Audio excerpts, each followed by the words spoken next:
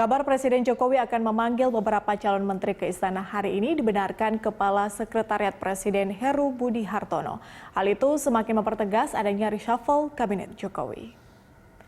Meski kabar pemanggilan sejumlah calon menteri semakin kuat, Kepala Sekretariat Presiden Heru Budi Hartono membantah pertemuan antara Presiden Jokowi dan Wapres Ma'ruf Amin membahas tentang reshuffle kabinet.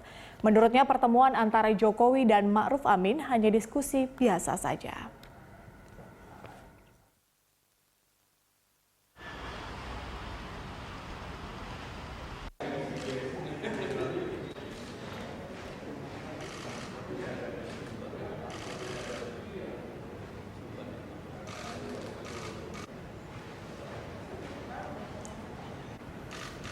Dan untuk mengetahui informasi terkini mengenai calon menteri ke istana hari ini, kita langsung saja bergabung dengan reporter Glenn Joshua dan juru kamera Tommy Pribadi yang sudah berada di Istana Kepresidenan Jakarta Pusat. Glenn, dari pihak istana sendiri sudah memastikan bahwa hari ini akan ada pemanggilan bakal calon menteri. Anda punya informasi selengkapnya seperti apa, Glenn?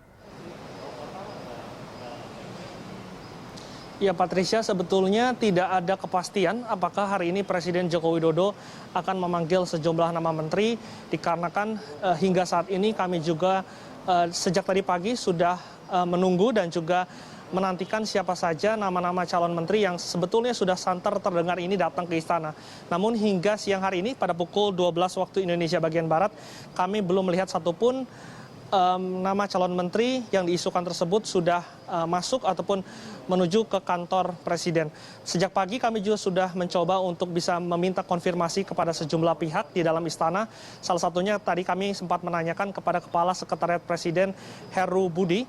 Kami menanyakan apakah hari ini Presiden Joko Widodo memiliki agenda dalam pemanggilan sejumlah nama calon menteri tersebut. Dan tadi Heru Budi sempat menjawab pertanyaan awak media melalui pesan singkat. Ia mengatakan bahwa pemanggilan calon menteri masih menyesuaikan jadwal presiden.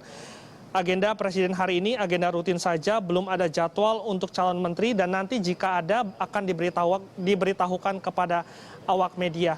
Dan berdasarkan rilis agenda yang setiap harinya disampaikan oleh Biro Pers Kepresidenan kepada awak media, memang hari ini Presiden Joko Widodo diagendakan melakukan pertemuan internal dan tidak dijelaskan secara spesifik siapa saja pihak-pihak yang bertemu dengan Presiden pada hari ini.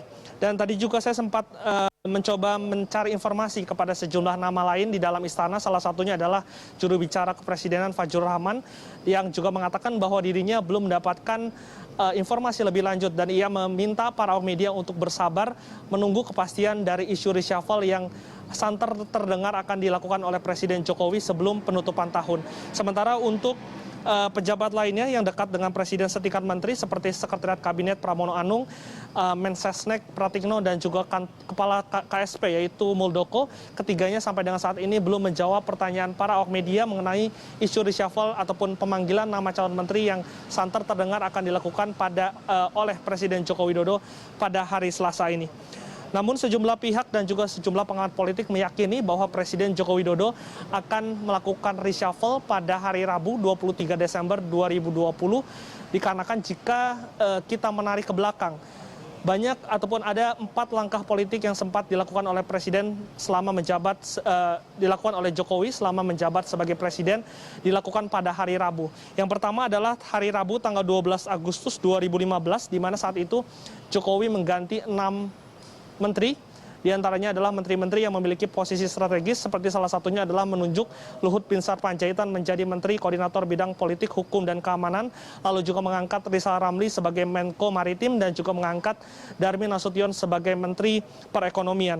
1 tahun berselang tanggal 27 Juli 2016 yang kembali jatuh pada hari Rabu, Presiden Joko Widodo melakukan reshuffle jilid kedua Kabinet Kerja yang dimana saat itu Presiden mengganti 13 posisi menteri, salah satunya adalah memanggil Sri Mulyani yang saat itu menjabat sebagai Direktur Pelaksana Bank Dunia untuk bisa kembali ke Indonesia dan juga menduduki posisi Menteri Keuangan. Sementara pada tanggal 17 Januari 2018, Joko Widodo menunjuk mantan sekjen dari Golkar yaitu Idrus Marham untuk bisa menggantikan Khofifah Indar Parawansa yang saat itu mengundurkan diri sebagai Menteri Sosial untuk bisa maju dalam pemilihan Gubernur Jawa Timur tahun 2018. Dan yang terakhir kembali pada hari Rabu tanggal 15 Agustus 2018, Jokowi kembali menunjuk Syafruddin untuk bisa menggantikan politisi dari Partai Amanat Nasional Asman Abnur sebagai Menteri Pendayagunaan Aparatur Negara dan Reformasi Birokrasi. Namun hal tersebut hanyalah bacaan politik dari sejumlah pengamat politik. Pada dasarnya reshuffle adalah hak prerogatif dari Presiden, sehingga saat ini hanya Presiden Joko Widodo yang mengetahui kapan pastinya reshuffle dari Kabinet Indonesia Maju akan dilakukan. Patricia. Ya, artinya sejauh ini belum ada kepastian siapa saja yang akan dipanggil ke istana, kemudian juga jadwal sesungguhnya apakah benar mereka akan dipanggil hari ini atau tidak. Lalu Glenn, terkait dengan pos kementerian, ini disoroti oleh sejumlah pengamat dan juga masyarakat pastinya. Terkait dengan pos kementerian, kira-kira santer terdengarkah kementerian-kementerian mana saja yang mungkin akan terkena reshuffle, Glenn? Yang sudah pasti ada dua kementerian, yaitu Kementerian Sosial dan juga Kementerian Kelautan dan juga Perikanan, karena kita ketahui bahwa mantan Menteri Sosial Juliari Batubara dan juga mantan Menteri dari KKP Edi Prabowo sudah diciduk oleh Komisi Pemberantasan Korupsi karena terduga terlibat dalam dugaan suap sejumlah kasus di dua kementerian tersebut, sehingga sudah dipastikan juga oleh Fadjur Rahman pada beberapa waktu yang lalu, di mana Presiden Joko Widodo akan menunjuk dua menteri baru untuk bisa menggantikan posisi Juliari Batubara dan juga Edi Prabowo di Kabinet Indonesia Maju. Namun untuk nama-namanya sendiri masih belum dapat dipastikan, hanya ada sejumlah nama yang santer terdengar. Salah satunya untuk Menteri Sosial ada dua nama dari politisi Partai PDI Perjuangan. Yang pertama adalah Wali Kota Surabaya Tri Risma Harini dan juga yang kedua adalah Wali Kota dari Surakarta FX Rudiatmo. Informasi terakhir yang kami dapatkan dari Humas Pemkot Surabaya, di mana Risma semalam sudah terbang ke Jakarta dikarenakan ada agenda di Jakarta, namun pihak dari Pemkot tidak menjelaskan secara detail apa agenda yang akan didatangi oleh Risma. Apakah Risma ke Jakarta untuk dipanggil ke istana ataupun tidak, kami belum bisa mendapatkan informasi terkait dengan hal tersebut. Sementara untuk Kementerian dari Kelautan dan juga Perikanan ada dua nama yang sebetulnya saat ini sudah berada di lingkaran istana. Salah satunya adalah Wahyu Sakti Trenggono yang saat ini menjabat sebagai Wamenhan dan juga menjadi orang dekat lama Presiden Jokowi sejak Pilpres tahun 2014.